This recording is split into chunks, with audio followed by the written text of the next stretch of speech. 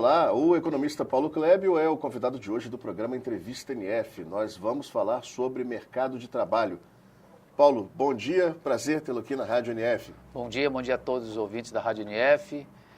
Falar do mercado de trabalho é sempre muito importante e muito gratificante, porque nós estamos vivendo em uma região ímpar em todo o país.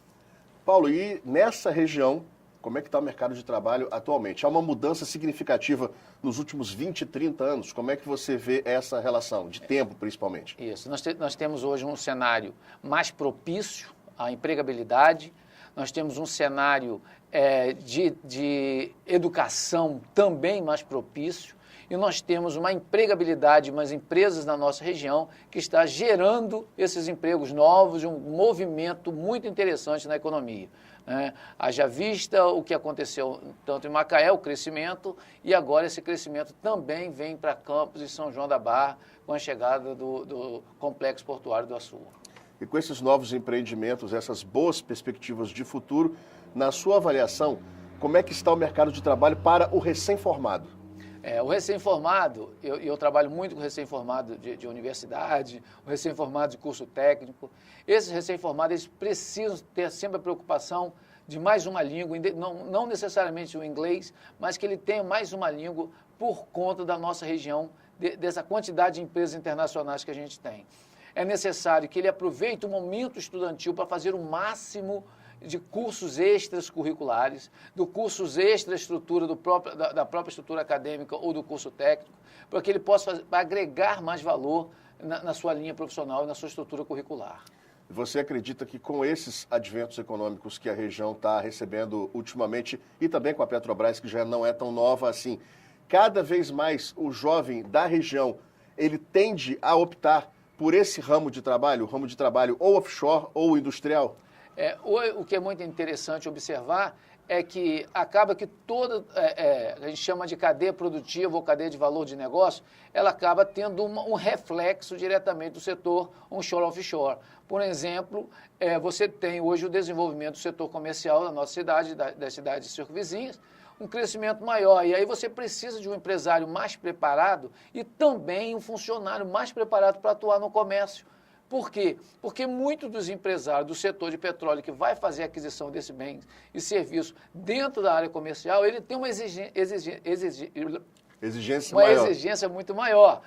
E aí, nessa exigência que ele tem, o que ele precisa fazer? Olha, eu preciso me estruturar mais, eu preciso melhorar o layout, e aí ele contrata um profissional de layout, ele precisa melhorar o seu letreiro, ele vai contratar o designer, ele precisa trabalhar o áudio, ele vai contratar um profissional de áudio. Gera uma cadeia de negócio. Gera uma grande cadeia de negócio. Portanto, quando a gente levanta um setor, e esse setor desperta os demais setores, já visto o setor da Pelinca, áreas de alimentos, a quantidade de novos negócios que surgiram na Pelinca, a melhoria e a qualidade no atendimento dos serviços da Pelinca, a melhoria e a qualidade dos bens, dos bares e restaurantes, a comida nova, a gastronomia diferente, por conta de uma exigência de um público novo. E isso faz a diferença quando um setor do petróleo cresce, e aí a nossa cidade está respondendo muito bem, obrigado, um pouco mais do que Macaé, né, por conta de empresários que já têm uma percepção diferenciada.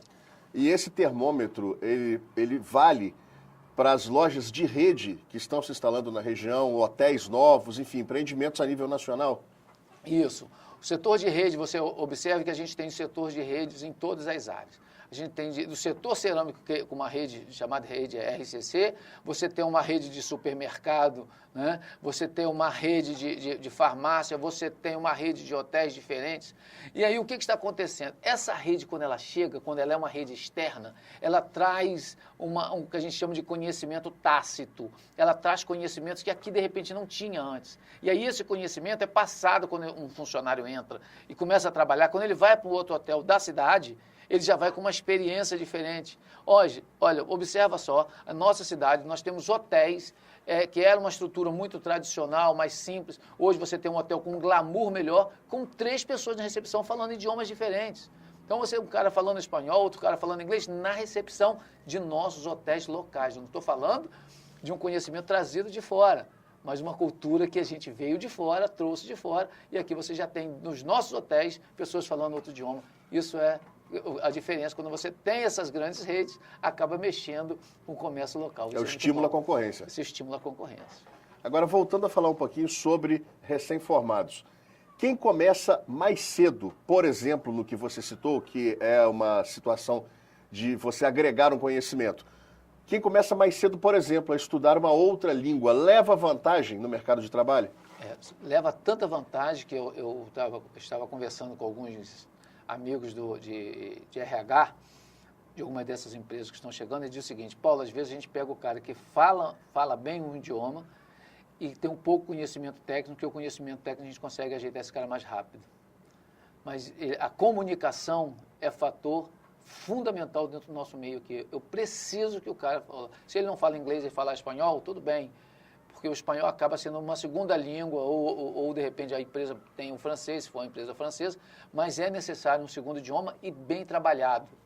E é bem verdade que muitas das vezes você conclui um curso e não está falando bem, é a prática que faz o monge, né? E à medida que ele vai praticando mais, ele vai conseguindo, mas ele precisa ter pelo menos uma base de um idioma, até pela necessidade que o mercado está tendo. Outra questão, Paulo, é em relação à vida profissional e vida pessoal. Sempre é um X da questão. A boa administração da vida pessoal tem um impacto realmente grande no desenvolvimento profissional? Tem. Ninguém consegue trabalhar, vamos imaginar, dessa vida pessoal financeira, dessa vida pessoal familiar. Ninguém consegue, não existe esse factoide louco, insano, idiota que a gente aprendeu, de que os problemas ficam na porta. Quem é robô? Tirei a camisa do problema, deixei na porta, pendurei. Não funciona assim.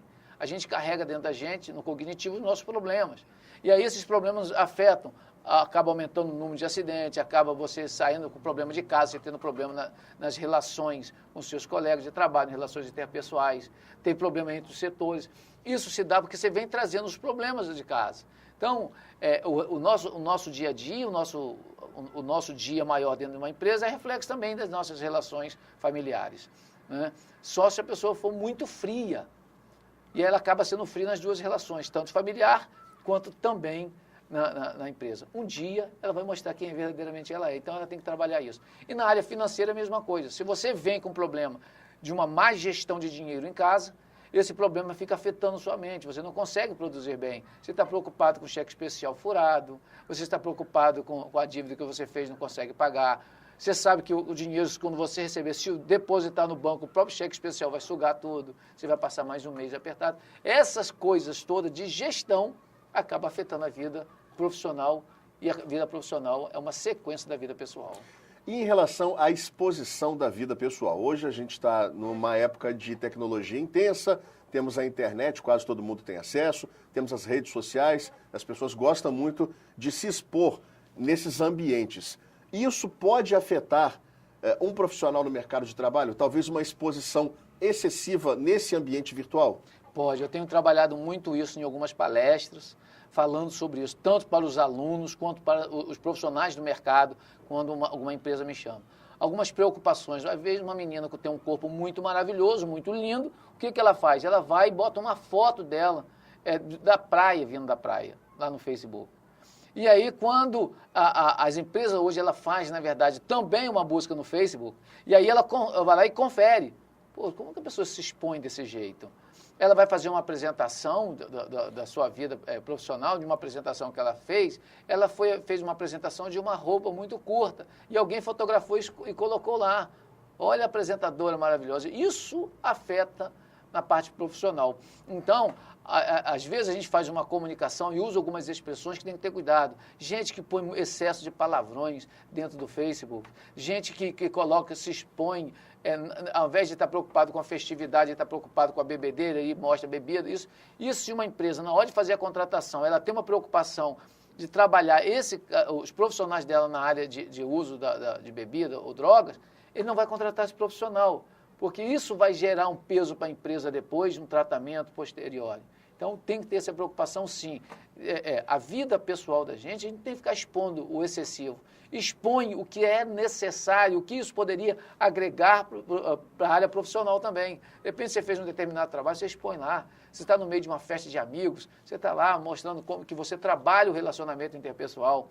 Isso faz bem também. Agora, você não vai ficar expondo palavrões que um colega seu falou, você vai lá e retroca aquilo. Isso vai aumentando a negatividade da sua profissão, da sua função e até mesmo de uma possível contratação. E as empresas hoje fazem esse tipo de vistoria, fazem esse filtro na hora de contratar? Tem empresa que confere o LinkedIn para ver o currículo, de fato o currículo da pessoa, onde que ela trabalhou. Ela confere dentro do Facebook a quantidade de amigos que essas pessoas têm para trabalhar, ver se ele tem uma rede de contato interessante, ver o nível de rede que ele tem, se a rede é uma rede profissional ou é uma rede apenas de uma amizade solta, desagregado a trabalho, a conhecimento. E aí isso é muito interessante trabalhar. Então, quando for colocado, coloque informações que agregue, coloque lá no LinkedIn informações interessantes, no Facebook coloque informações interessantes. Não dá para fazer caras e bocas para foto, uma coisa que você, de repente, vai querer usar aquilo como profissional e acaba atrapalhando, sim.